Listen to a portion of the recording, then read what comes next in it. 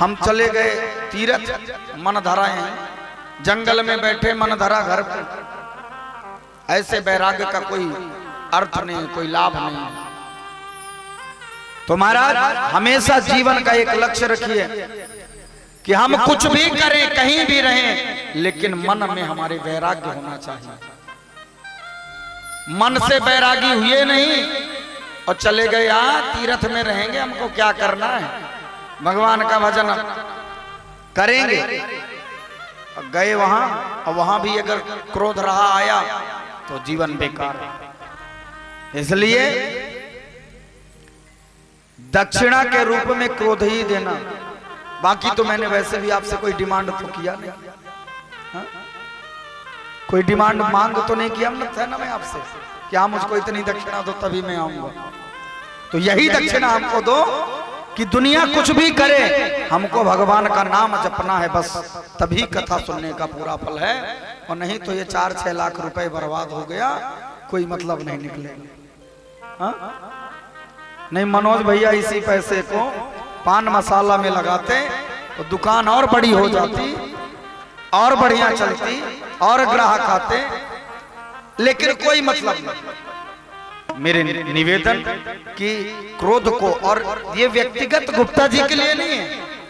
आप लोग बहुत पूजा करते हैं, अब पूजा करके खाली हुए, भाव ने ये नहीं किया, दुनिया भर की पंचायत चालू कर दिए, क्रोध करना चालू, सर्वस्व समाप्त। प्रयास करिए, बातों को हटाइए, करो जो तुमको करना, हमको क्या करना। यदि किए, अपना सम्मान चाहते हो तो नहीं भी करना चाहिए। 2-4 दिन बच्चे सहते हैं, ठीक है, बच्चे तुम्हारे हैं, सह लिए, हो सकता है नाती पोते न सहे। आजकल तो बच्चे ही नहीं सहता, पत्नी सहने वाली नहीं है, बच्चे की तो बात ही छोड़ दो। हाँ? और यदि क्रोध आए भी ना तो किसी ना किसी को शांत होना चाहिए। यदि पति को क्रोध हो तो पत्नी शांत हो, और पत्नी को क्रोध हो तो पतिदेव चुपचाप निकल जाओ, हल्ला कर लो, जब बात हल्ला समाप्त हो जाएगा तो आ जाएंगे।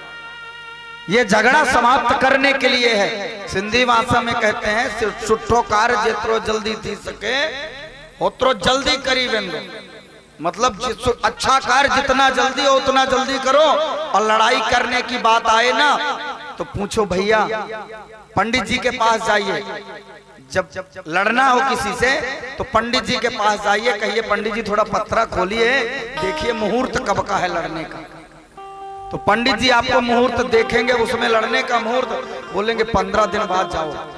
15 दिन में गुस्सा वैसे ही ठंडी हो जाएगी।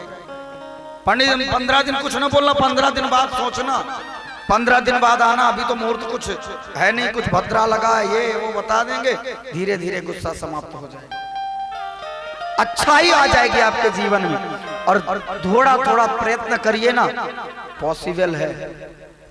जब करेंगे तब, और नहीं करेंगे तो फिर वो 28 प्रकार के जो बने हैं ना, तो तामिस्त्र हमारे लिए बना है जो क्रोध करता है।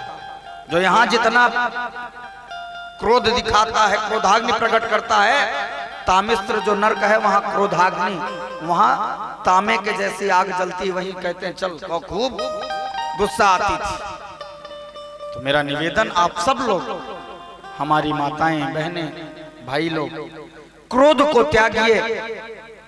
क्षणिक क्रोध हमारा बहुत कुछ बर्बाद कर। कई बार लोगों को क्रोध आता है, तुरंत जाके पंखे से झूल जाते हैं। यदि उसी क्रोध को 5 मिनट के लिए, 1 घंटे के लिए दूर कर दो ना, घर से निकल जाओ, चलो अभी तुम ही लड़ लो, वो समय निकल जाएगा, बच जाओगे। नहीं तो अकाल मृत्यु पंखे से झूल के जहर खा के कोई मतलब नहीं है।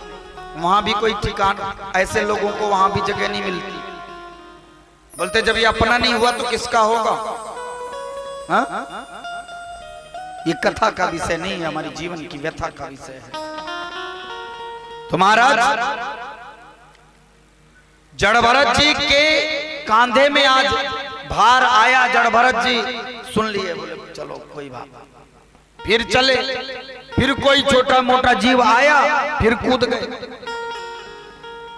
अब राहुगण फिर क्रोध किया, बोले अरे कैसे चला रहे हो पालकी, अच्छा समझ गया, तुम बहुत दिनों से चला रहे हो। ये बेचारे और जो 3 लोग थे जो ज्यादा दिन से चला रहे थे उनको कहता है ये अभी आए हैं, तुम बहुत दिन से चला रहे हो, तुम थक गए होगे ना, तुम दुबले पतले हो। अब वो भी जड़ भरत जी सबसे मोटे थे, बोले तुम दुबले पतले हो और ये इतने मोटे ताजे, देखो पालकी अच्छे से नहीं चला रहे हैं, बार बार व्यंग कर रहा है। जड़ भरत जी ने कहा ठीक है, कहो तुमको कहना है, अपने को क्या जाता है। फिर आगे चले, फिर जगह मिली, फिर कोई जीव फंसा, फिर कूद गए। अब की बार जड़ भरत जी के कूदने से रघुगण राजा के सर में फिर जोर से लगा। अब तो क्रोध में इतना आग बबूला हो गया, अरे पालकी चलाते नहीं बनता, मैं दंड दूंगा तुम्हें, मृत्यु दंड दूंगा, तुम्हें मार दूंगा। जड़ भरत जी ने सोचा यदि अब नहीं बोले तो इसको नरक जाना पड़ेगा। ये बार बार अपराध कर रहा है, बार बार क्रोध कर रहा है, ये नरक जाएगा। और यदि ये नरक जाएगा तो एक संत की बदनामी होगी कि जड़ भरत जैसे संत के कांधे पे जिसका भार आया वो नरक जा रहा है, संत का अपयश होगा, संत की कीर्ति डूबेगी। जड़ भरत जी ने सोचा आज बोलना पड़ेगा। महाराज जड़ भरत जी कहते हैं सत्य मुक्तम किंत बहावा एकेन मनसो धा। जड़ भरत जी ने कहा ठीक कह रहे हो। अब जड़ भरत जी कहते हैं ठीक कहा तुमने कि हमको तुम दंड दोगे। जड़ भरत जी कहते हैं तुम हमें दंड दोगे, ठीक है दो। किसको दोगे दंड? मृत्यु दंड देने की बात कर रहे हो? नैनम छिन्दन्ति शस्त्राणि नैनम दहयन्ति पावका। बोले आत्मा अजर और अमर है, आत्मा को शस्त्र मार नहीं सकते हैं, अग्नि जला नहीं सकती है, तुम किसको मारोगे? अच्छा जब ये बात कहा कि आत्मा अजर और अमर है, शरीर तो मरा हुआ है, देहेस्ति मांसरुधिरो विमितिम त्यजत्वम। अरे ये शरीर की क्या बात करते हो? अरे ये तो शरीर अपना नहीं है, पंचायती धर्मशाला है। ये शरीर पंचायती धर्मशाला है भाई, धर्मशाला का किराया जितने दिन का दिए हो उतने दिन रह सकते हो। मारवाड़ी सदन बुक किए हो, 8 दिन का पैसा दिए हो, 9वें दिन यहाँ के जो मैनेजर होंगे बोले भैया अपना बोरिया बिस्तर उठाओ और चलो, अपना घर देखो, अब यहाँ नहीं। तो ये जीवन भी हमारा किराए का घर है, पंचायती धर्मशाला है, एक ना एक दिन खाली करना पड़ेगा। और उचित किराएदार वही है जो समय से पहले, जितने दिन का एग्रीमेंट है टाइम से पहले अपना बोरिया बिस्तर संभाल ले, और नहीं तो बोरिया बिस्तर उठा के फेंकेगा तो क्या मतलब निकलेगा। कहने का मतलब कि हमारा भी जिंदगी किराए की है, कब जाना पड़ जाए कोई ठिकाना नहीं है। हाँ? उदाहरण से यूं समझो कि यहां से टिकट आपने करवाया, कहां के लिए? सतना से आपने टिकट करवाया जबलपुर जाने के लिए। हाँ? अब रिजर्वेशन है आपका, सीट आपने लिया है, तो आप यहां से बैठे, आगे मैहर मिला, मैहर में बहुत से यात्री बैठे। अब उन यात्रियों से धीरे धीरे इतना बोल चाल हुआ, इतना प्रेम बढ़ा, आगे कटनी पहुंचे और मिल गए। अब सब लोग बैठ गए, इतना प्रेम बढ़ गया, आओ भैया तुम कहाँ के हो, तुम कहाँ के हो। यही हमारे जीवन में होता है। पहले हमारे दादाजी आए, ये सतना स्टेशन, पिताजी आ गए, मैहर पहुंच गए, अब कटनी पहुंचे, तब तक हम आ गए। धीरे धीरे ऐसे ही यात्री आते रहते हैं, जीवन भी एक यात्रा की तरह है। अब सबसे इतना व्यवहार हो गया, उन यात्रियों से इतना प्रेम हो गया कि धीरे धीरे जब अगले यात्री को आना है तो उसको छोड़ने में कष्ट होने लगा। रे जा रहे हो, पता चला कि कुछ यात्रियों से इतना प्रेम हो गया कि अपना स्टेशन आ गया और बातों में इतने उलझे रहे कि स्टेशन आ गया, अब क्या किया जाए। डेरा डफूला बंधा नहीं है, तब तक गाड़ी निकल गई। अब जब गाड़ी निकल गई, निमाड़ क्षेत्र का एक बहुत प्यारा सा भजन है, मैं निमाड़ में हमेशा कथा कहने जाता हूं, तो बड़ा सुंदर भजन है, गा के नहीं सुनाता आपको, शब्दों में सुनाता हूं। वहां गाते हैं कि जल्दी करेला बाजार उठी जाएगा, जीवन करेल छुटी जाएगा, जीवन करेल छुटी जाएगा। जितना जल्दी हो सके उतना जल्दी, जितना जल्दी हो सके उतना जल्दी टाइम पे करो, नहीं तो एक दिन जाना पड़ेगा। तो महाराज अब हम लोग वहां पहुंचे, जबलपुर पहुंचना था, जबलपुर से गाड़ी छूट गई। और जब जबलपुर से गाड़ी छूटी, अरे भैया हम तो गाड़ी छूट गई, अब क्या करें। अब टिकट की वैधता खत्म, टिकट की वैलिडिटी जो थी वो खत्म। अब जबलपुर के आगे का आपके पास टिकट नहीं है, टीटी आएगा तुरंत चालान बना देगा। हाँ? टीटी आएगा तो क्या करेगा, आपका चालान बनाएगा। क्या चालान बनाएगा हमारे आपके लिए, जाओ कुछ नहीं किए ना, टाइम पे कमरा खाली नहीं किए, इस मानव तन को पाकर कुछ नहीं किए, तो जाओ 84 लाख योनियों कल चालान बन गया। तो बिना मन का मायाण लुटी जाएगा, जीवन करेल छूटी जाएगा। और इसमें होता क्या है इस गाड़ी में कि हरि नाम को टीटी, हरि हरि नाम को बाबू हरि झंडी दिखावे से, और यमराज बाबू थारी सीटी बजावे से। यमराज सीटी बजाता है, घंटी बजाया, चलो टाइम खत्म। हरी झंडी दिखाता है, हरि नाम का टीटी, हरि नाम का टीटी है संत, भैया भजन करो तभी हरी झंडी है, नहीं करते तब यमराज कहता नहीं किया ना, सीटी बजा दिया, इसका स्टेशन समाप्त, गाड़ी रुक गई। हा? और फिर जिसने भजन नहीं किया, वाको लंबो चलान बनी जाएगो, जीवन करेल छूटे जाएगो। जल्दी करीला बाजार उठी जाएगो, जीवन करेल छूटी जाएगो। तो जीवन कब छूट जाएगा कोई ठिकाना नहीं है।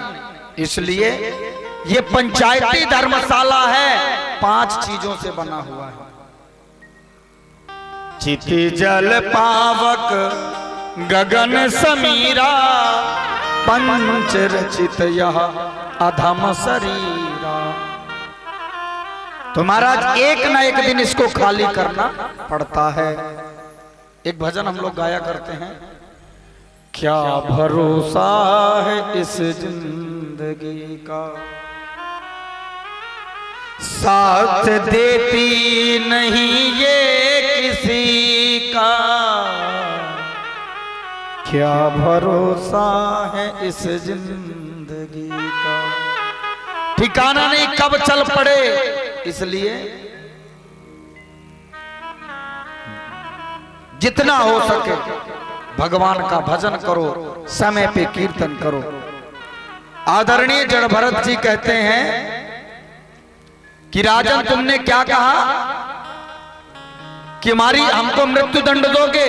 अरे दंड तो इस शरीर को दोगे जो ये मरा हुआ है, और हमें दंड देने से क्या मिलेगा। आत्मा को तो तुम दंड दे नहीं सकते हो, क्यों? क्योंकि आत्मा अजर और अमर है, ये तो चली जाएगी। ये तो जैसे हम लोग कपड़े बदलते हैं ना, आत्मा वैसे ही शरीर बदलती है। अभी मानव के तन में है ना, अगली बार ना जाने कौन सा कुत्ता बिल्ली नाली का कीड़ा बन के आना पड़े। अभी तो बढ़िया मानव का तन मिला, तो बढ़िया भगवान की कथा सुनने के लिए हाल में बैठ के कथा सुन रहे हो। कहीं कुत्ता बिल्ली होते तो गेट में मार के भगा दिए जाते। तो बड़े भाग्य से मनुष्य का तन मिला है, काहे के लिए? साधन धाम मोक्ष कर द्वारा, पाई न जहीं परलोक संवार। मानव का तन पाने के बाद भी जिसने अपना सुधार नहीं किया, जीवन का उद्धार नहीं किया, वो फंस जाएगा। ये मानव का तन क्या है? बोले मोक्ष कर द्वारा। 84 लाख योनियों के बाद मानव का तन मिलता है। 84 लाख योनियों में 29 लाख योनियां, 29 लाख योनियां जो होती हैं वो जानवरों के रूप में मिलती हैं। 17 लाख योनियां जल के जीवों के रूप में मिलती हैं। जल के जीव, जल में रहने वाले। उसके बाद 19 लाख योनियां वृक्षों के रूप में भी मिलती हैं और 9 लाख योनियां मानव के रूप में मिलती हैं। मानव के रूप में 9 लाख योनियां, अब उसमें काने कुबड़े कई प्रकार से। लेकिन यदि आपकी आठों गांठ सुरक्षित हैं, किसी प्रकार की बाधा नहीं है, तो आप सबसे मुक्त होकर के अन्य योनियां भोग हैं, लेकिन ये मानव योनि कर्म योनि मानी जाती है। यदि इस योनि को पा करके आप कुत्ते बिल्ली को अन्य जानवरों को खाते रहे तो हमसे अच्छे तो वो जानवर हैं। जानवर को कभी नहीं कहना पड़ता कि जानवर बनो, लेकिन इंसान को कहना पड़ता है भाई इंसान हो, इंसान बनो, मानव हो, मानव बनो, मानवता से रहो, कहना पड़ता है। तो निवेदन करूं कि बड़े भाग्य से मानव का तन मिला है। भाई यूं समझो कि एक घर है और घर में 84 लाख कमरे हैं। अब उन कमरों में घर के अंदर घुसे और पता चला कि उन कमरों में भटक गए तो भटकते रह गए। बहुत देर के बाद मेन दरवाजा मिला, उस दरवाजा को पा करके भी बाहर नहीं निकले, फिर अंदर घुस गए तो फिर 84 लाख कमरों में भटकते रहो, फिर कहीं दोबारा दरवाजा बड़ी मुश्किल से मिले। तो बस यही कहती है कथा कि जीवन में जब तक आपके अच्छाई नहीं आएगी, प्रियव्रत नहीं धारण करेंगे, तब तक कल्याण नहीं होगा। आदरणीय राजा रौगण ने जब सुना कि इतना आत्मज्ञान कौन दे रहा है, नीचे पालकी से झांक करके देखते हैं और जब देखते हैं कि जड़ भरत जी के कांधे पे जनेऊ है, सुंदर शिखा है, कूद करके पालकी के नीचे आ गए, चरणों में गिर गए। नमो नमः कारण विग्रहाय स्वरूप तुच्छे कृत विग्रहाय, नमो वधूत तुझ बंधुलिंगा निगूढ़ नित्यानुभवाय तुभ्यम।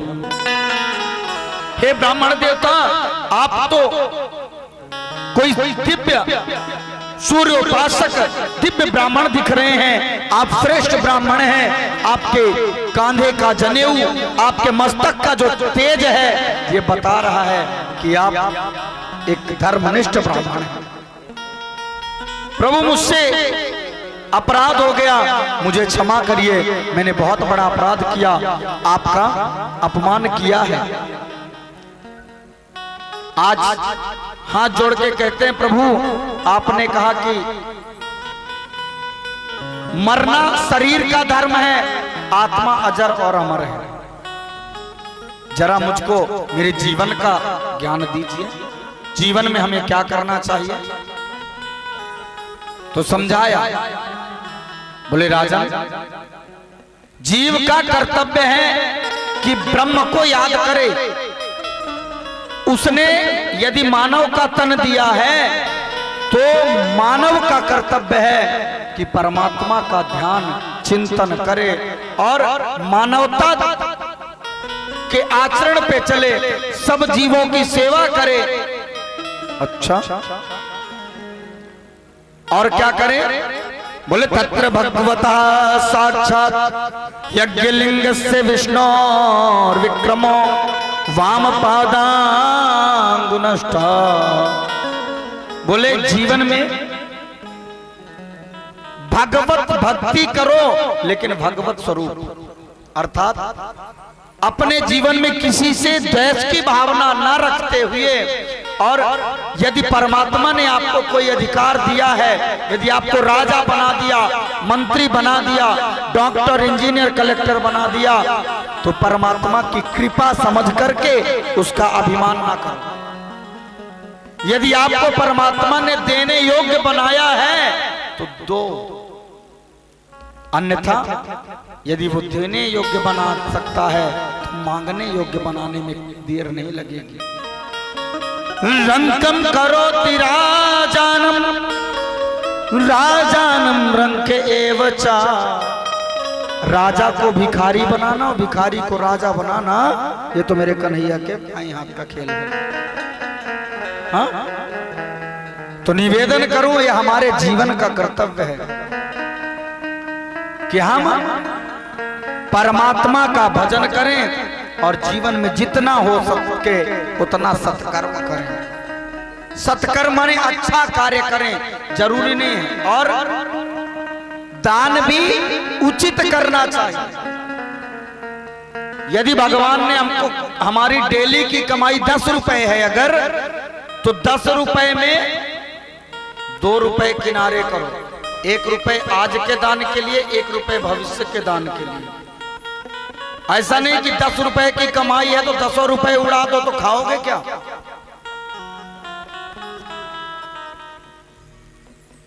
ज्यादा नहीं, दशांश आज आप कमा के लाए ना, तो उसका दशांश आज के लिए दान करना। और जो दशांश दान करता जाएगा उसके जीवन में कभी भंडार कमेगा। तो जीवन में जितना हो सके, और यहां तो बड़ा विचित्र है भैया, इतना विचित्र है कि दान की बात आई। देखिए, मैं ब्राह्मण हूं इसलिए मैं नहीं कहता, आज ऐसी समस्या आ चुकी है हमारे यहां कि सेठ जी की दुकान जाओ, स्पेशली गुप्ता परिवार के लिए नहीं कह रहा मैं, कि गुप्ता परिवार के लिए, चाहे वो कोई भी सेठ जी हो, उनके यहां